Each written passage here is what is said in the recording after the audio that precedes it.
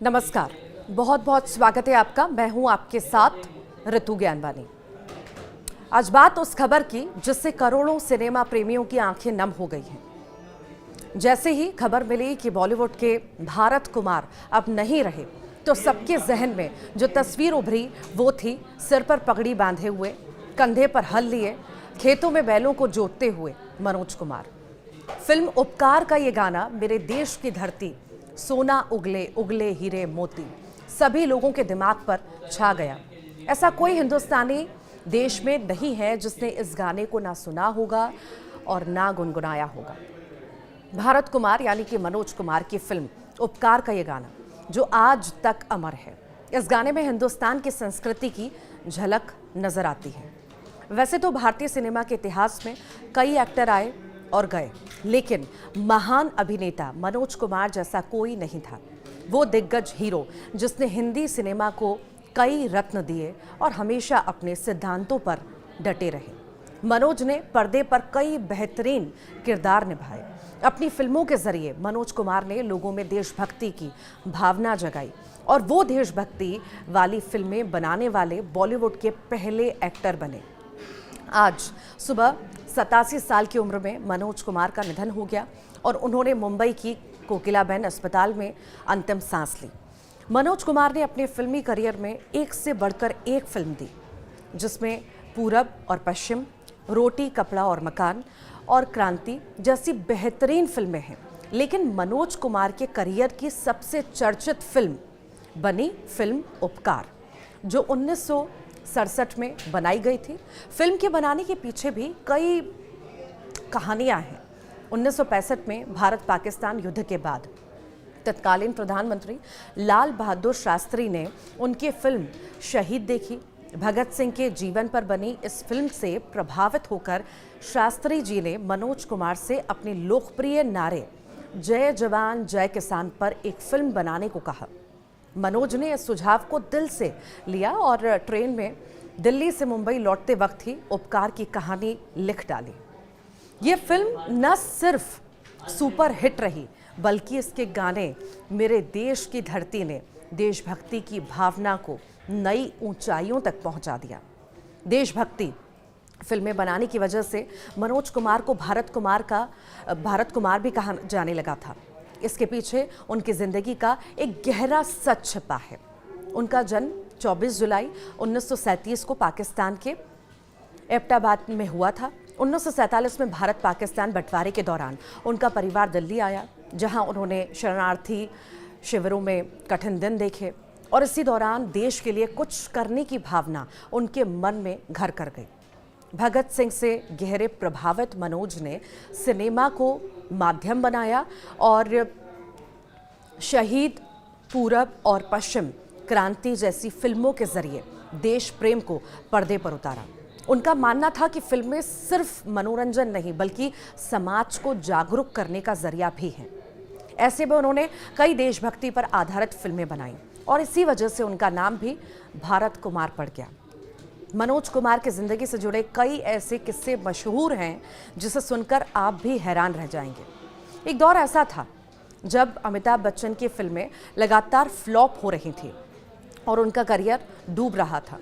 1970 के दशक में जब अमिताभ बच्चन लगातार असफलताओं से हताश होकर मुंबई छोड़कर दिल्ली लौटने का मन बना चुके थे, तब मनोज कुमार ने उन्हें रोका।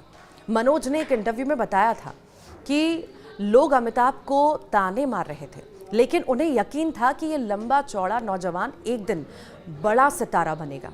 उन्होंने अपनी फिल्म रोटी कपड़ा और मकान में अमिताभ को मौका दिया। यह फिल्म हिट रही। यहाँ से अमिताभ के करियर को नई दिशा मिल गई। मनोज की ये दूरदर्शिता बाद में सच साबित हुई जब अमिताभ एंग्री यंग मैन के रूप में बॉलीवुड के शिखर पर पहुंचे। मनोज कुमार न सिर्फ देशभक्ति के लिए जाने गए बल्कि अपने सख्त इरादे के लिए भी बॉलीवुड में मशहूर थे। 1975 में जब इंदिरा गांधी ने देश में इमरजेंसी लगाई थी तो मनोज कुमार ने इसका खुलकर विरोध भी किया था। कहा जाता है कि सरकार ने उनसे प्रो इमरजेंसी डॉक्यूमेंट्री बनाने को कहा, लेकिन उन्होंने साफ मना कर दिया, जिसके कारण उनकी फिल्म 10 नंबरी पर रोक लगा दी गई। मनोज डरे नहीं और सरकार के खिलाफ कोर्ट में केस लड़ा। वे बॉलीवुड के इकलौते ऐसे फिल्म निर्माता और अभिनेता रहे जिन्होंने सरकार से कानूनी जंग जीती और अपनी फिल्म को रिलीज भी करवाया। ऐसे में कहा जा सकता है कि वो हिंदी सिनेमा के निडर अभिनेता और निर्माता भी थे। मनोज कुमार का भगत सिंह के प्रति लगाव बेहद खास था। फिल्म शहीद बनाने से पहले वे भगत सिंह की मां विद्यावती से मिलने गए थे, जो उस वक्त अस्पताल में भर्ती थी। इस मुलाकात के दौरान मनोज भावुक हो गए और फूट फूट कर रो पड़े। विद्यावती ने कहा था, तू तो बिल्कुल भगत जैसा लगता है। इस मुलाकात ने मनोज को इतना प्रभावित किया कि उन्होंने भगत सिंह के किरदार को पर्दे पर उतार दिया। शहीद ने उन्हें देशभक्ति फिल्मों का प्रतीक बना दिया और इसके गाने जैसे मेरा रंग दे बसंती चोला आज भी गूंजते हैं। मनोज कुमार अपनी फिल्मों की स्क्रिप्टिंग खुद करते थे। इसके अलावा वो अपनी फिल्मों के प्रोड्यूसर और डायरेक्टर भी खुद हुआ करते थे, जिस बात से आप अंदाज़ा लगा सकते हैं कि उनमें कितनी प्रतिभा भरी हुई थी। आज मनोज कुमार के जाने से हिंदी सिनेमा में जो स्थान रिक्त हुआ है वो कभी नहीं भरा जा सकता।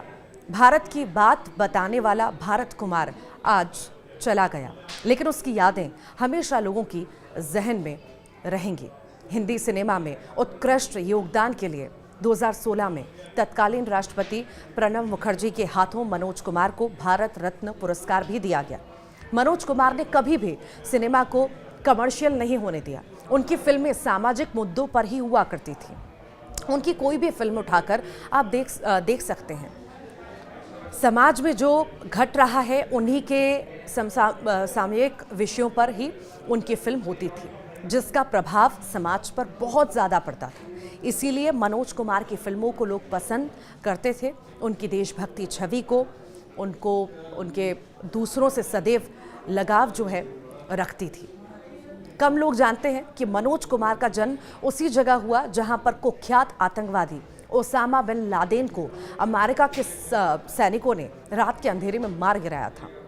बंटवारे से पहले यह जगह भी भारत का एक हिस्सा हुआ करती थी, लेकिन जब विभाजन हुआ तो महज 10 की उम्र में मनोज कुमार को जलियांवाला शेर खान से दिल्ली आना पड़ा और उसी दौरान दिग्गज एक्टर का परिवार किंग्सवे कैंप में शरणार्थियों के तौर पर रहा। कुछ वक्त गुजर जाने के बाद वो दिल्ली के पुराने राजेंद्र नगर इलाके में आ गए। मनोज कुमार ने हिंदी कॉलेज दिल्ली यूनिवर्सिटी से ग्रेजुएशन की पढ़ाई की थी। पढ़ाई के बाद उन्होंने हिंदी सिनेमा में कदम रखने की ठानी। साल 1957 में उनकी पहली फिल्म फैशन आई थी। अपनी पहली ही फिल्म में वो 80 साल के बुजुर्ग बने थे। इसके बाद साल 1962 में मनोज कुमार हरियाली और रास्ता में नजर आए। उसके बाद मनोज कुमार ने पीछे मुड़कर कभी नहीं देखा। मनोज कुमार का असली नाम हरि कृष्ण गोस्वामी था। बचपन से ही मनोज कुमार दिलीप कुमार के बड़े प्रशंसक थे। दिलीप साहब की फिल्म शबनम मनोज कुमार को इतनी पसंद आई थी कि उन्होंने उसे कई बार देखा। फिल्म में दिलीप कुमार का नाम मनोज था। जब मनोज कुमार फिल्मों से आए तो उन्होंने दिलीप कुमार के नाम पर ही अपना नाम भी मनोज कुमार रख लिया। न्यूज़ 18 की तरफ से भी हिंदी सिनेमा के महानायक को आखिरी सलाम और तहे दिल से यहाँ पर कट लगाइएगा। न्यूज़ 18 की तरफ से भी हिंदी सिनेमा के महानायक को आखिरी सलाम और तहे दिल से श्रद्धांजलि।